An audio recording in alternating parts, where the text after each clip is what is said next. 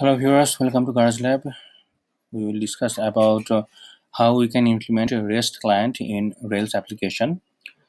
This is a tutorial, and in all of our products, we have implemented many products in Rails, and each product follows this structure. So you can also learn how we work and what standard we provide in our code base. So you can also learn.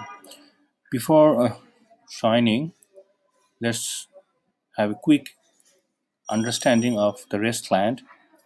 REST is the representational state transfer, and for our many communication, we use the RESTful API into our application. We communicate with the third party or our internal resources to get the data. Most of the time, we use the JSON format to fetch the data.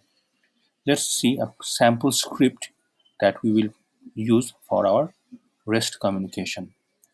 We are using a service and we named it REST client. So this is our REST class. We have all the necessary modules defined. Each modules is properly documented, so it's very important for future work. We have initialized our REST class using access token and the API host URL. We can generate access token. This is another tutorial we will discuss about generating access token. So for this tutorial, it is out of scope now. So we will pass the access token and the API host for the initializer, and for each call we have the proper verb get, post, put, delete. So we have those HTTP verbs incorporated into our REST client. We can add any other necessary verbs that we think, like patch, etc. So let's discuss with the get. In the get, we are using URL as the argument, and we have used a common method. We will process it and we use it as call. Let's go to the call method, and in the call, get the URL, the default action, and options. This is actually unlimited number of arguments we can pass to the call method.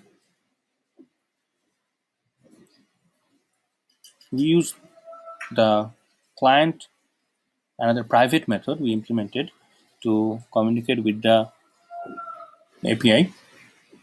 Let's check the client. For client, we are using the Faraday gem, and we call the API host, and our authorization header contains the bearer token, the access token. Pass it as authorization header. We can get the request log, and for production it's actually a little bit verbose and it will make our request slow. So only for test environment we will enable the response logger. We are using the Faraday default adapter. You can use any of your interest, so you can use those.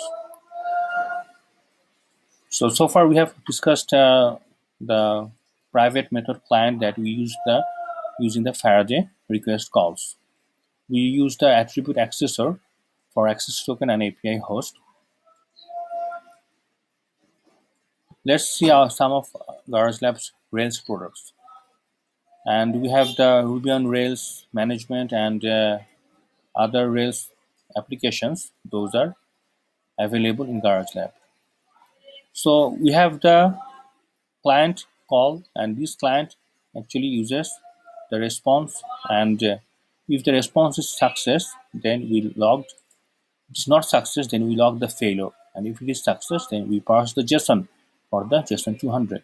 It is used in all our